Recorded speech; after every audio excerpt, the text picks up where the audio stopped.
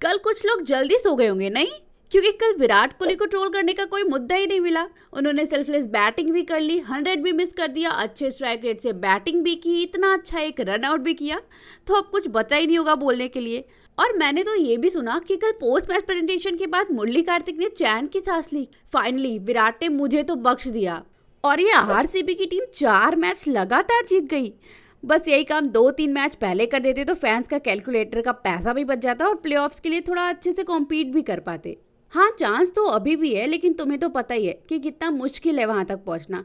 लेकिन RCB fans, तुम्हें hope नहीं छोड़नी है। और कल तो आरसीबी ने क्या बैटिंग की है। हाँ, फाफ और जैक्स थोड़ी जल्दी आउट हो गए, लेकिन विराट कोहली कल बिल्कुल भी एंकर रोल निभाने के मूड में नहीं थे। लगातार बाउंड्रीज और सिक्सेस लगा ही रहे थे और उनका पूरा साथ दे रहे थे रजत पाटीदार। उन्होंने केवल 23 बॉल फेस किए और उसमें से 6 सिक्सेस लगाए हैं और 55 रन बनाए, लेकिन फिर वही 50 के बाद आउट हो गए। इनको कोई याद दिलाओ यार कि 55 के ऊपर भी नंबर्स होते हैं, जैसे 60, 65, 100।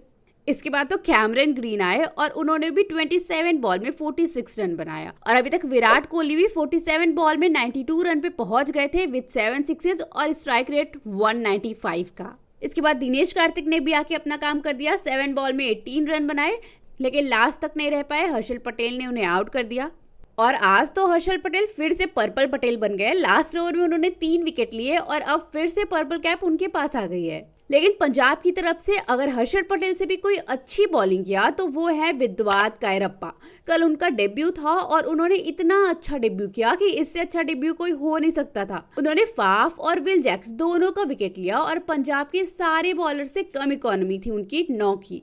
4 ओवर में 36 रन दिए थे और 2 विकेट्स भी लिए थे। तो इसके बाद आरसीबी ने पंजाब को 241 का टारगेट दिया और पंजाब जैसे ही बैटिंग करने आई, प्रभसिमरन सिंह पहले ही ओवर में आउट हो गए।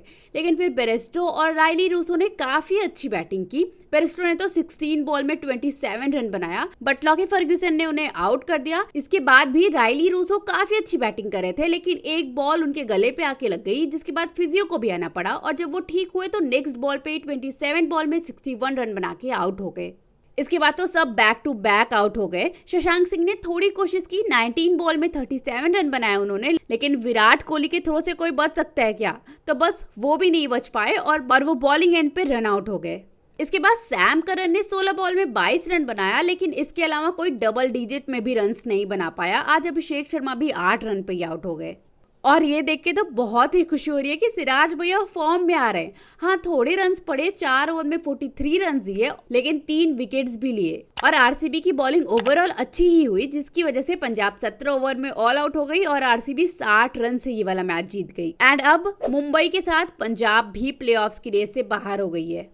देखो, ये सब तो थी कल के मैच की समरी, लेकिन कल कुछ बहुत शॉकिंग रिपोर्ट्स भी आई और वो ये है कि ऐसा हो सकता है कि अब केएल राहुल एलएसजी के कैप्टन ना हो। और ऐसा नहीं है कि अगले सीजन में, बल्कि इसी सीजन में जो बचे हुए कुछ मैचेस हैं उसमें भी राहुल को कैप्टनसी से ड्रॉप किया जा रहा है। लेकिन ऐसा हो क्यों रहा है? तो एलएसजी वर्सेस एसआरएच में एलएसजी बहुत बुरी तरीके से हार गई थी, तुम सबने देखा। और इसके बाद तुमने ये भी देखा ही होगा कि एलएसजी के ओनर संजीव गोयनका काफी बुरी तरीके से केएल राहुल से बात कर रहे थे और देख के लग रहा था कि वो बहुत ही गुस्से में बात कर रहे हैं। पहले तो वो इंडिया के लिए इतने साल से खेल रहे हैं, इतने सीनियर प्लेयर हैं।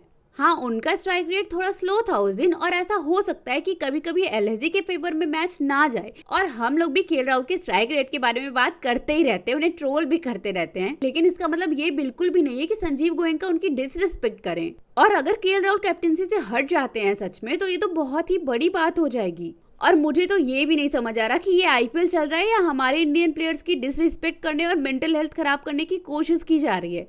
उधर रोहित और हार्दिक खुश नहीं है और अब केएल राहुल के साथ भी ऐसा किया जा रहा है। अब देखो, केएल राहुल सच में कैप्टनसी से हट रहे हैं या फिर ये सिर्फ रिपोर्ट्स हैं, वो तो हमें ऑफिशियल न्यूज आने पे या फिर मैच के दिन ही पता चलेगा। अब कल का मैच तो आरसीबी जीत गई, लेकिन आज है जीटी वर्सेस सीएसके। अहमदाबाद में मैच है, लेकिन जीटी जैसा खेल रही है, मुझे लगता नहीं है कि वो जीतेगी, तो ये वाला मैच सीएसके को जीत जाना चाहिए। तुम्हें क्या लगता है? Let me know in the comments. Like, share and subscribe भी कर देना। मिलते हैं अगली वीडियो में। Thank you so much for watching. Bye.